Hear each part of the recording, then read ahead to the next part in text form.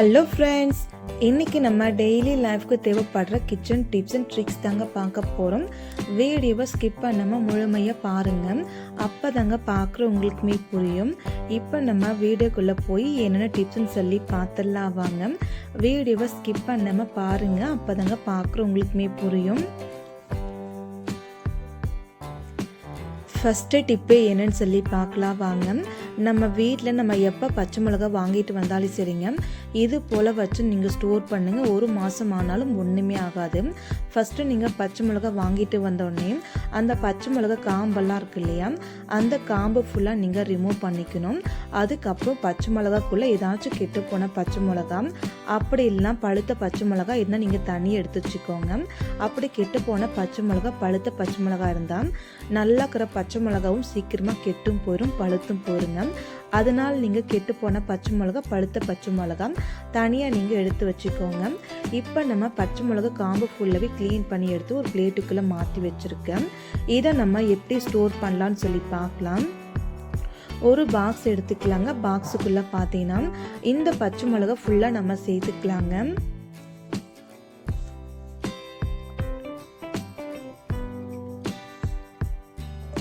இப்போ நம்ம பச்சை மிளகா ஃபுல்லாகவே நம்ம சேர்த்தாச்சுங்க. அதுக்கப்புறம் நீங்கள் பார்த்தீங்கன்னா இந்த பச்சை மிளகா கூடவே 2 பொருள் சேர்க்கணும். ஃபஸ்ட்டு எண்ணெய் நீங்கள் பார்த்தீங்கன்னா தேங்காய் எண்ணெய். தேங்காய் எண்ணெய் ஒரு டீஸ்பூன் போல் பக்கம் மட்டும் நீங்கள் பச்சை மிளகாக்கு மேலே டைரெக்டாக நீங்கள் ஊற்றிக்கலாம்.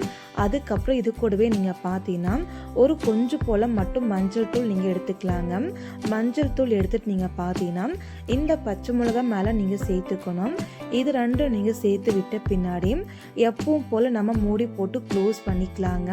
அதுக்கப்புறம் பச்சை மிளகாவை நம்ம நல்லா கலக்கி விட்டுக்கலாம்.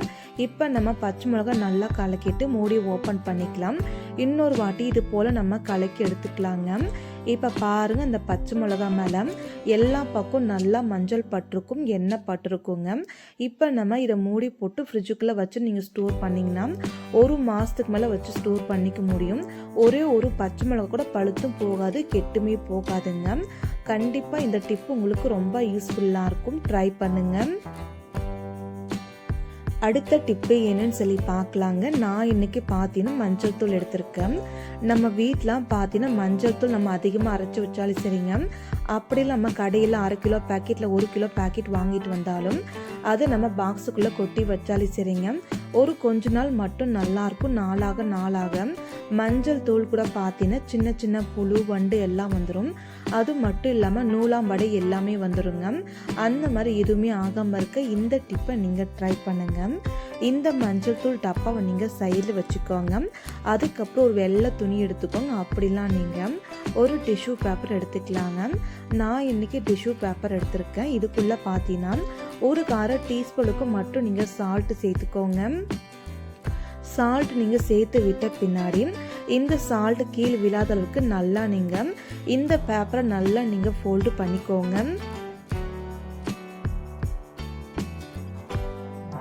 பாருங்க, இது போல் நல்லா மடித்து நீங்கள் ஃபோல்டு பண்ணிவிட்டு ஒரு லப்பர் பேண்டை நீங்கள் போட்டு விட்டுக்கலாம். அப்படிலாம் நீங்கள் நூல் எடுத்து 4 பக்கம் நல்லா நம்ம கட்டி விட்டுக்கலாங்க. நான் கட்டிட்டு காமிக்கிறேன், நீங்கள் பாருங்கள்.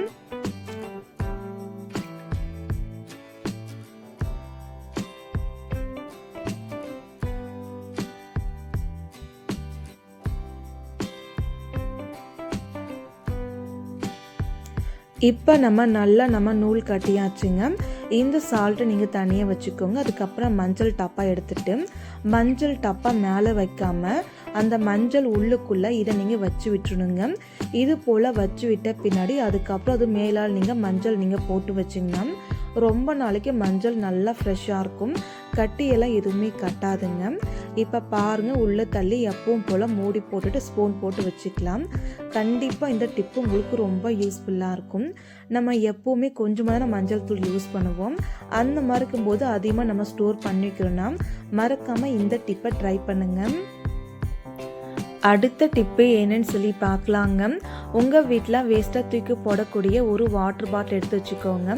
இதை வச்சு நம்ம எப்படி யூஸ் பண்ணலான்னு சொல்லி பார்க்கலாம். ஒரு பழைய கத்தி வச்சு கேஸ் ஸ்டவ் நல்லா நீங்கள் சூடு பண்ணிக்கணும். இந்த வாட்டர் பாட்டிலோட மேல் பகுதியை மட்டும் நம்ம கத்தி வச்சு நம்ம கட் பண்ணி எடுத்துக்கலாம். நான் வீடியோவில் காமிக்கிற பாருங்க, இது போல் நீங்கள் கட் பண்ணி எடுத்துக்கோங்க.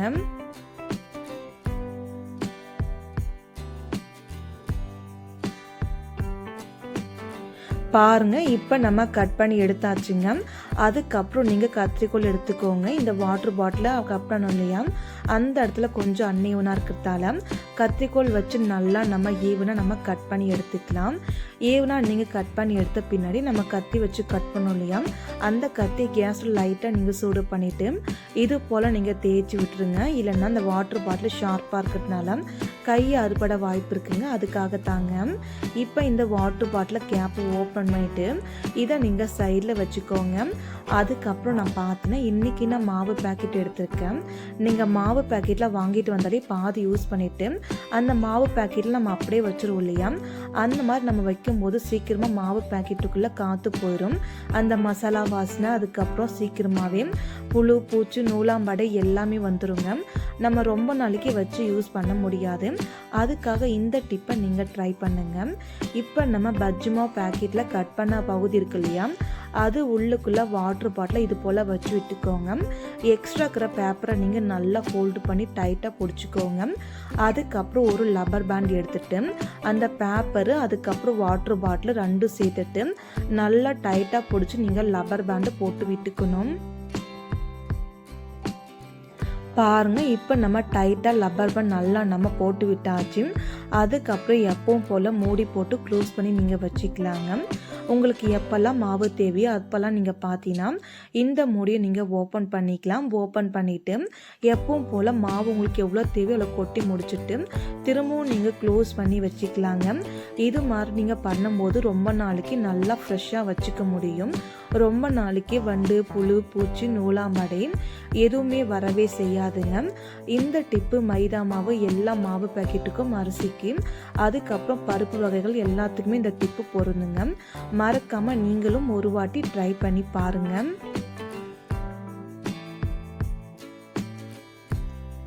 அடுத்த டிப்பு என்னன்னு சொல்லி பார்க்கலாம். நான் இன்னைக்கு பார்த்தீங்கன்னா இரும்பு தோசைக்கல் எடுத்திருக்கேன். இந்த இரும்பு தோசைக்கல்ல பாருங்கள் நிறைய துருப்பிடிச்சிருக்கு. அது மட்டும் இல்லாமல் நம்ம ஒரே ஒரு தோசைக்கல்லை தான் வச்சுருக்கணும். போது நம்ம தோசை சப்பாத்தி மீன் பொரிக்கிறது ஆம்லேட் பொரிக்கிறது எல்லாமே ஒரே கல் நம்ம செய்யும்போது தோசை எழுந்தே வராதுங்க. அந்த சமயத்தில் நமக்கு ரொம்ப கோபமாக வரும். அந்த மாதிரி சமயங்கள் ரொம்ப டக்குன்னு தோசை எழுந்து வர இந்த டிப்பை நீங்கள் ட்ரை பண்ணுங்கள். கேஸ் ஸ்டவ் ஆன் பண்ணிட்டு ரொம்ப கம்மி ஸ்பீடில் வச்சுட்டு தோசைக்கல்லை வச்சுக்கோங்க. அதுக்கப்புறம் ஒரு ஸ்பூன் அளவுக்கு நீங்கள் சால்ட்டு சேர்த்துக்கணும். அதுக்கப்புறம் சமையல் எண்ணெய் 1 டீஸ்பூன் கூட நீங்கள் சேர்த்துக்கணுங்க.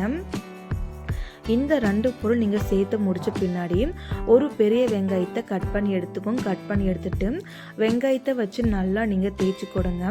அந்த எண்ணெய் சால்ட்டு வெங்காயம் நல்லா நீங்கள் தேய்ச்சி கொடுங்க. முக்கியமாக நம்ம இரும்பு கொல்லை பொறுத்த வரைக்கும் அந்த உள்ள தோசைக்கல் உள்ள சென்டர் பகுதி இருக்கு இல்லையா, அந்த இடங்களில் தோசை ஒழுங்காக மாட்டு வரவே செய்யாது, அருந்து போயிடுங்க.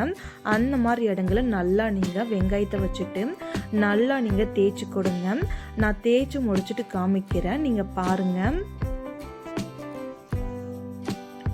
இப்போ நம்ம வெங்காயத்தை வச்சு நல்லா நம்ம தேய்ச்சி எடுத்தாச்சு. வெங்காயத்தை நீங்கள் சைடில் வச்சுக்கலாம். ஒரு சின்ன துணி எடுத்துக்கோங்க. அப்போல்லாம் நீங்கள் ஒரு டிஷ்யூ பேப்பர் எடுத்துக்கலாங்க. நான் இன்றைக்கி டிஷ்யூ பேப்பர் எடுத்துகிட்டு அந்த சால்ட்டை எல்லா பக்கம் நம்ம தேய்ச்சோம் இல்லையா, அந்த சால்ட்டு ஃபுல்லாகவே இதை வச்சு நம்ம கிளியர் பண்ணிக்கலாங்க.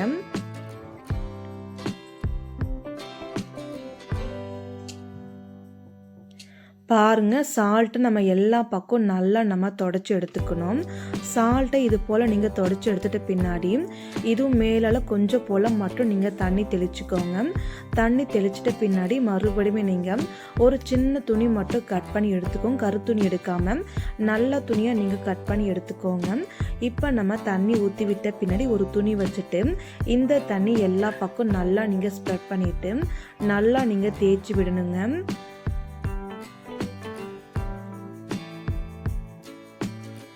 இப்போ நம்ம எல்லா பக்கம் நல்லா நம்ம தொடச்சி எடுத்தாச்சு. அதுக்கப்புறம் இன்னொரு வாட்டி நல்லா துணியை வச்சுட்டு இன்னொரு வாட்டி நல்லா நீங்கள் தொடச்சி எடுத்துக்கோங்க. இப்போ நம்ம எப்பவும் போல் தோசை ஊற்றுறதுக்காக ஃபஸ்ட்டு தோசை ஊற்றும் போது ஒரு 2 டீஸ்பூனுக்கு எண்ணெய் நம்ம சேர்த்துக்கலாம். அதே ஸ்பூனை வச்சு எண்ணெயை எல்லா பக்கம் நல்லா பரப்பி விட்டுக்கிறேன். எண்ணெய் நல்லா காஞ்சி பின்னாடி எப்பவும் போல் நீங்கள் தோசை மாவு ஊற்றி விட்டுக்கலாங்க. நான் பாருங்கள் ஃபஸ்ட்டு தோசை ஊற்றிட்டு காமிக்கிறேன். இப்போ நம்ம தோசையை ஊற்றி முடிச்சாச்சு. இப்போ தோசை நல்லா வெந்து வரட்டுங்க. நல்லா வெந்ததுக்கப்புறம் தோசை கை வச்சுட்டு நீங்கள் ஃபஸ்ட்டு பார்த்தீங்கன்னா ஓரங்களை எடுத்து விட்டுறணும். ஓரங்களை எடுத்து விட்ட பின்னாடி மெதுவாக நீங்கள் உள்ளுக்குள்ளே வச்சு நீங்கள் திருப்பி போட்டுக்கணுங்க. ஏன்னா இது இரும்பு தோசை கல்லையே சீக்கிரமாக அழகாக வராது. அதனால பொறுமையாக மெதுவாக நீங்கள் எடுத்து போட்டுக்கோங்க. பாருங்க அழகாக ஒட்டாமல் சூப்பராக எழுந்து வந்துடுச்சு. இப்போ நம்ம தோசையை நம்ம திருப்பி போட்டாச்சுங்க. இந்த தோசை எந்த அளவுக்கு பூ மாதிரி வந்திருக்கு நீங்களே பாருங்க. இந்த தோசையை நம்ம எடுத்துக்கலாங்க. எடுத்து முடிச்ச பின்னாடி நான் இன்னொரு தோசை உங்களுக்கு போட்டு காமிக்கிறேன். நீங்களே பாருங்க அந்த அளவுக்கு சூப்பராக தோசை எழுந்து வருங்க. இப்போ நம்ம எண்ணெய் ஊற்றலை. எண்ணெய் ஊற்றாமே இன்னும் கொஞ்சம் தோசை ஊற்றிட்டு முன்ன விட இப்போ கொஞ்சம் மெலிசாக நம்ம தோசை ஊற்றி விட்டுக்கலாம். அதுக்கப்புறம் தோசை நல்லா வெந்து வரட்டும். இதுக்கு மேலே எண்ணெய் கொஞ்சம் லைட்டாக நீங்கள் ஊற்றிட்டு தோசை நல்லா வெந்ததுக்கப்புறம் நீங்கள் எப்பவும் போல் நீங்கள் நார்மல் தோசை கை வச்சு தோசை கல் எடுத்துக்கலாங்க. ரொம்ப சூப்பராக பூ மாதிரி தோசை விழுந்து வரும். கொஞ்சம் கூட அறுபடாதுங்க. கண்டிப்பாக இந்த டிப்பு உங்களுக்கு ரொம்ப ரொம்ப யூஸ்ஃபுல்லாக இருக்கும்.